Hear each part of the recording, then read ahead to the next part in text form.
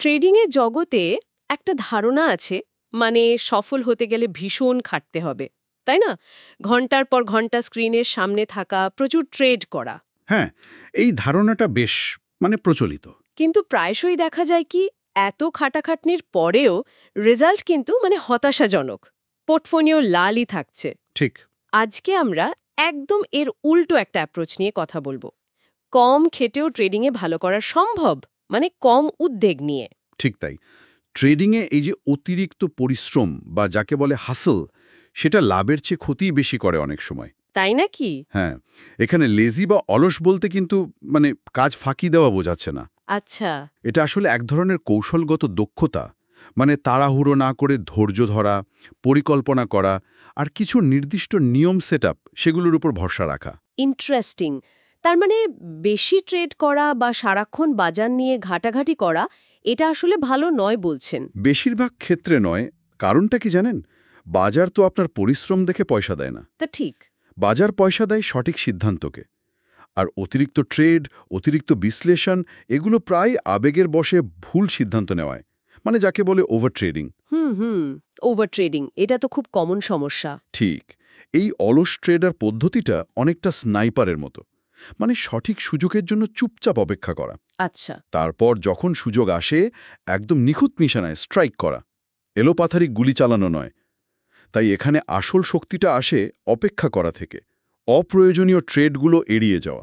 কিন্তু এই অপেক্ষা করাটা, সব সময় চুপচাপ বসে থাকা, এটাও তো কঠিন। মনে হয় না যে সুযোগ হাতছাড়া হয়ে যাচ্ছে, বিশেষ করে বাজার যখন খুব দ্রুত পাল্টাচ্ছে? একটা ঝুঁকি তো থাকেই, অস্বীকার করার উপায় নেই।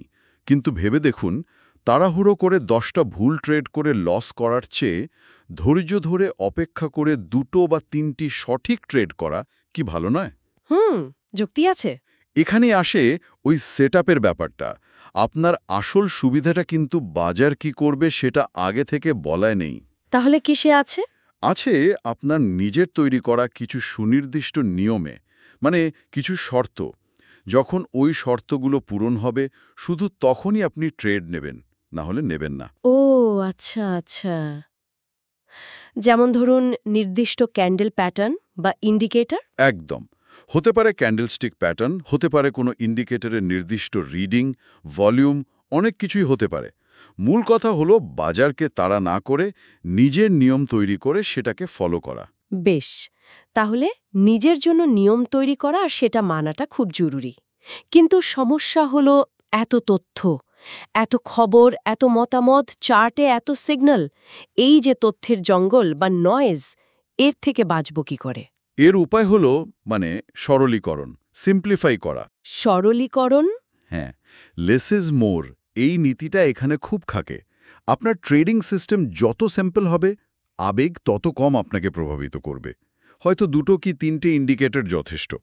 চার্টটাকে পরিষ্কার রাখুন। আর ওই যে খবর, টিভি চ্যানেল, সোশ্যাল মিডিয়া, ওগুলো থেকে একটু দূরে থাকতে পারলে ভালো। অন্যের মতামত ফলো না করে নিজের যে সিস্টেমটা আপনি পরীক্ষা করে তৈরি করেছেন সেটার উপর ভরসা রাখা। একটা রুটিনও খুব সাহায্য করে। কখন ট্রেড খুঁজবেন, কখন বিশ্রাম নেবেন, আচ্ছা। এটা একটা মানসিক স্থিরতা দেয়। মনে রাখতে হবে, অতিরিক্ত তথ্য কিন্তু প্রায়শই ভালো সিদ্ধান্তের শত্রু হয়ে দাঁড়ায়। বুঝলাম। আর আবেগ, লাভ হলে বেশি উত্তেজিত হয়ে পড়া বা লস হলে ভেঙে পড়া, এটা তো ট্রেডিংয়ের সবচেয়ে বড় চ্যালেঞ্জগুলোর একটা। সিস্টেম কি এখানেও সাহায্য করতে পারে? দেখুন, আবেগ তো মানুষের থাকবেই, ওটাকে হয়তো পুরোপুরি মুছে ফেলা সম্ভব নয়। কিন্তু কিন্তু কিন্তু কিন্তু সিদ্ধান্ত নেওয়ার যে প্রক্রিয়াটা, সেটাকে সিস্টেমের নিয়ন্ত্রণে আনা সম্ভব। এটাকে বলা যেতে পারে ইমোশনাল অটোমেশন। ইমোশনাল অটোমেশন মানে মানে হলো ট্রেডে ঢোকার আগেই ঠিক করে নেওয়া স্টপ লস কোথায় থাকবে, প্রতিটা ট্রেডে আপনি ঠিক কতখানি ঝুঁকি নেবেন, পজিশন সাইজিং, সেটাও আগে থেকে ঠিক করা। ও আচ্ছা।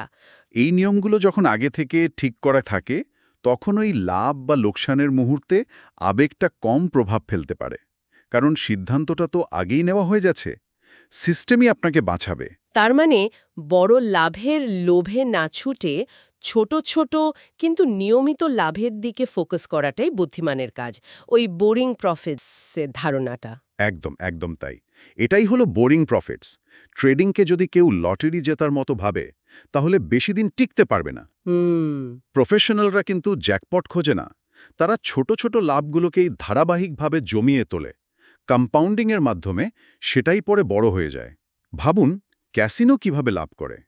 ওদের তো খুব ছোট একটা এজ থাকে, তাই না? হুম। কিন্তু সেটা ওরা লাগাতার কাজে লাগায়। ঠিক। এটাও অনেকটা সেরকম।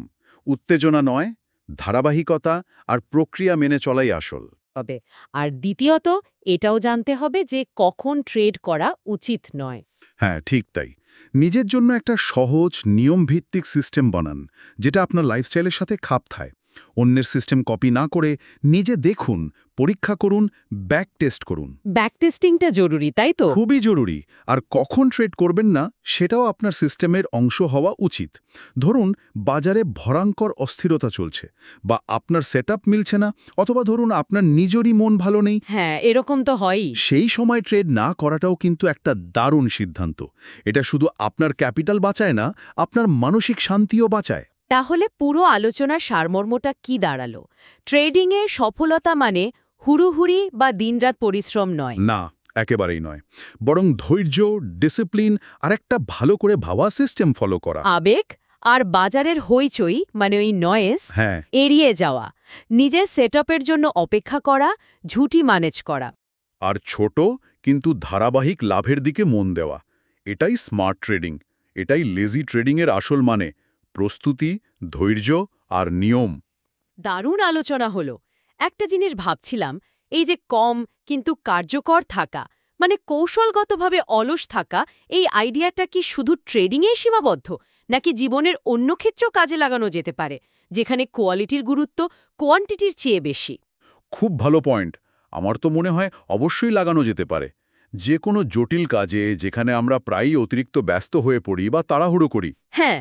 সেখানে যদি একটু থেমে প্রস্তুতি নিয়ে সঠিক সময়ের জন্য অপেক্ষা করে আর নির্দিষ্ট নিয়ম মেনে কাজটা করা যায়, তাহলে হয়তো রেজাল্টও ভালো হবে আর পুরো প্রক্রিয়াটাও অনেক বেশি শান্তিদায়ক হবে। সবসময় বেশি করা মানেই তো সেরাটা করা নয়, তাই না? একদম ঠিক। চমৎকার একটা ভাবনা। আজকের মতো তাহলে এখানেই শেষ করি। হ্যাঁ, করা যাক। আশা করি আজকের এই আলোচনা আমাদের সবার ভাবনার জগতে নতুন কিছু খোরাক জোগাতে পারল।